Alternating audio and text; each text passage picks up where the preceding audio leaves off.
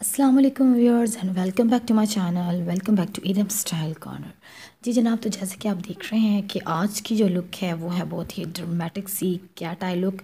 और इस लुक को मैं आज आपको बताऊंगी कि आप कैसे बहुत ही आसान तरीन तरीक़ा से आप इस लुक को क्रिएट कर सकते हैं। तो चलिए स्टार्ट करते हैं और देखते हैं हमने ये लुक कैसे की। तो मैं सबसे पहले जो है आईब्रो सेट करूँगी और ये लशियस की टूल किट है, उसमें से मैंने ये ब्राउन शेड जो है लिया है एंगल ब्रश के साथ। और मैं इस तरह से अपने जो है आईब्रो उसको फिलअप करूँगी। थोड़ा थोड़ा करके मैं इसको फिलअप कर रही हूँ आईब्रोज़ को। और बहुत ही एक मैं नेचुरल से लुक दूँगी। आज मैंने बिल्कुल एक natural shade brown shade dark brown shade लिया है। इस तरह से मैंने इसको फ्रंट से भी फिल कर दिया और अपनी पूरी जो एक आई का जो फ्रेम है उसको हमने रेडी कर लेना है। उसके बाद उसी के अंदर एक छोटी सी ये स्पूली है और ये स्पूली मैं बड़े शौक़ से यूज़ करती हूँ। इसको यूज़ करने का मुझे बहुत मज़ा आता है। इसी स्पूली के साथ अब मैं इस शेड को अच्छे से ब्लेंड कर दूँगी अपने आईब्रोज़ के अंदर। उसके बाद ये मिस रोज़ का कंसीलर है, इस कंसीलर को मैं अप्लाई कर रही हूँ ऑल ओवर द लिड और अपने आईब्रोज़ को डिफ़ाइन करूँगी और एक शेप दूँगी।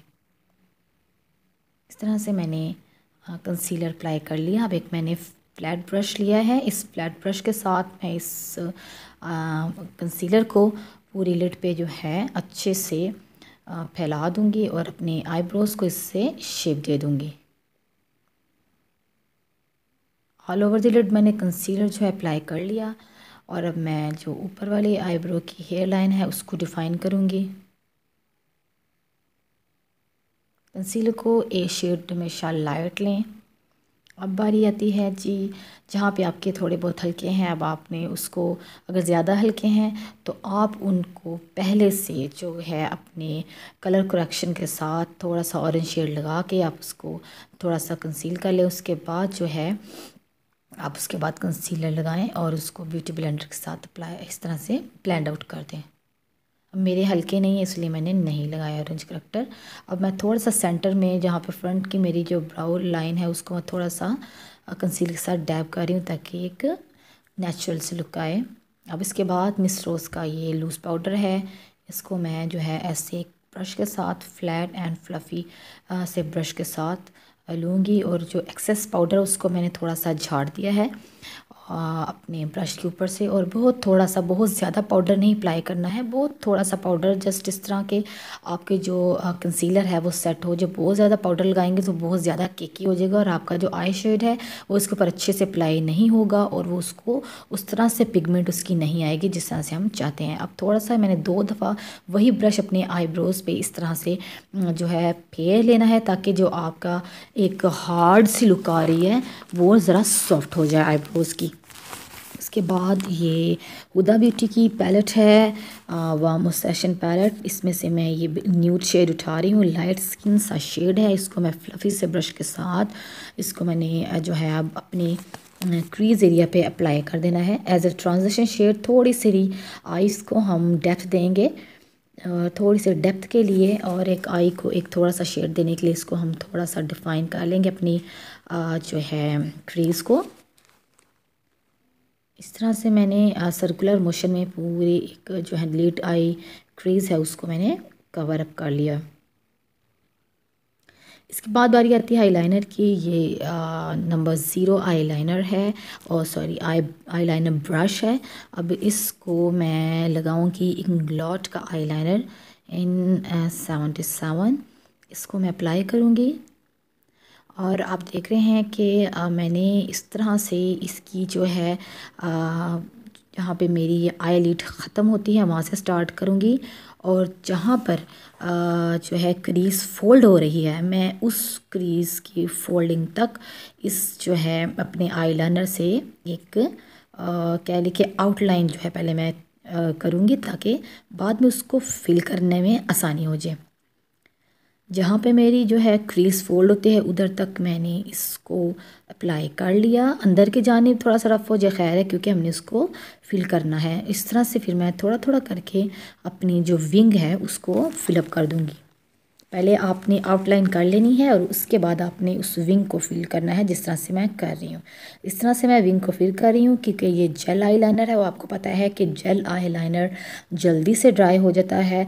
सो मैंने आईलाइनर अप्लाई करने के बाद ये ग्रे कलर का जो है shimmer shade fall shade use कर रही हूँ। प्रोफ्यूजन पैलेट है फेस, उसमें से इस शेडर ब्रश के साथ मैं जो हमारी ये लाइन नज़र आ रही है इसको मैं इस शेडर ब्रश के साथ डिफ्यूज़ कर दूँगी, ब्लेंड कर दूँगी, ताकि ये एजेस जो हैं बिल्कुल सॉफ्ट हो जाएं।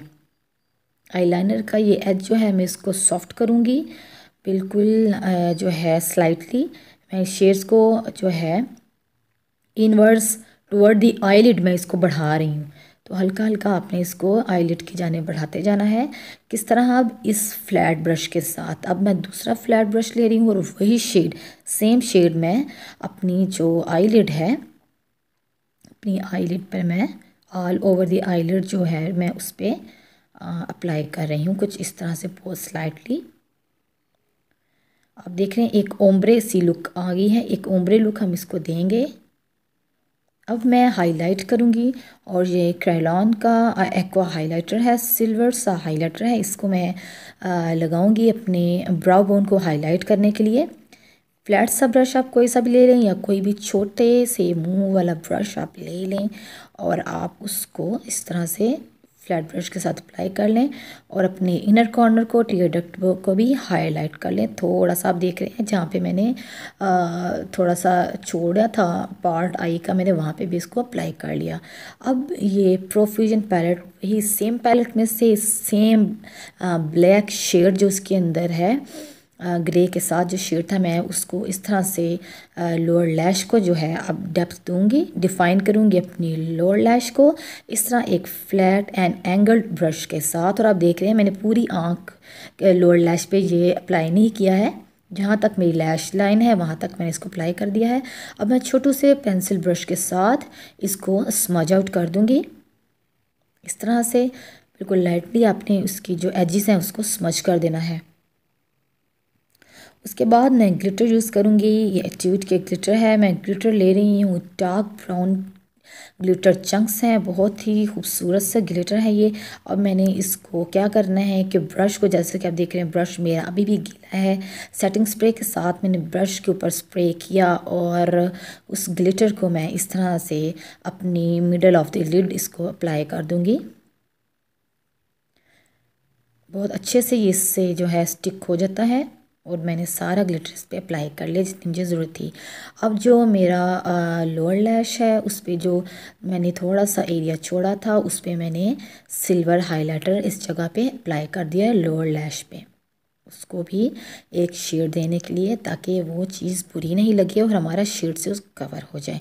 इसके बाद मैं अप्लाई करूँगी वही वाला सेम इंग्लॉट का आईलाइनर जो कि मैंने विंग क्रिएट से किया था और फिल की थी अपनी विंग आई की। अब मैं इसी से आईलाइनर अप्लाई करूँगी।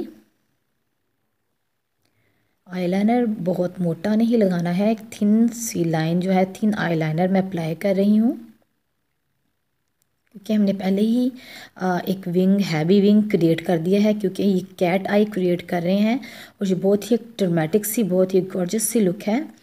इस तरह से मैंने इसको अप्लाई कर लिया और मैं जो अपना इनर विंग है उसको क्रिएट करूँगी और इसको मुकम्मल एक कैट आई लुक दे दूँगी। जैसे आप विंग क्रिएट करेंगे आप देखेंगे कि आपकी जो आई की लेंथ है वो भी इंक्रीज़ हो गई है, क्योंकि ये ट्रिक्स होती हैं छोटी आई को बड़ा करने के लिए, बड़े आई को छोटा करने के लिए, ये सब ट्रिक्स होती हैं जो कि हम यूज़ करते हैं। अब इसके बाद बारी आती है मस्कारा की, तो मस्कारा मैं यूज़ कर रही हूँ मेबेलिन क्लोजर मस्कारा। अब मैं मज़ीद आई को फिनिश देने के लिए मस्कारा अच्छे से अप्लाई कर लूँगी।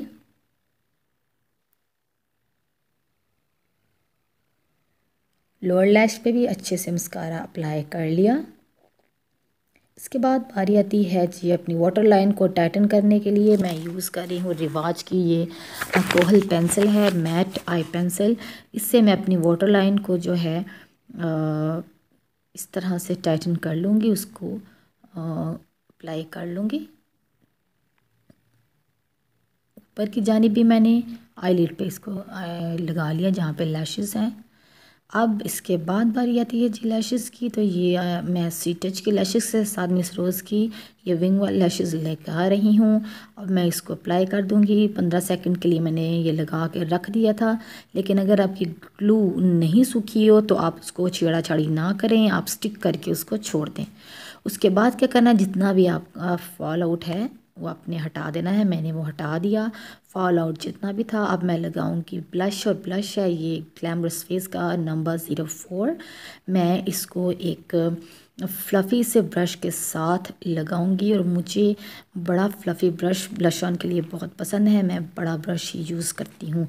उसके बाद एल्फ का ये हाइलाइटर है, बहुत ही खूबसूरत सा हाईलाइट, बहुत अच्छा ग्लो, बहुत ही एक नेचुरल शीन देता है।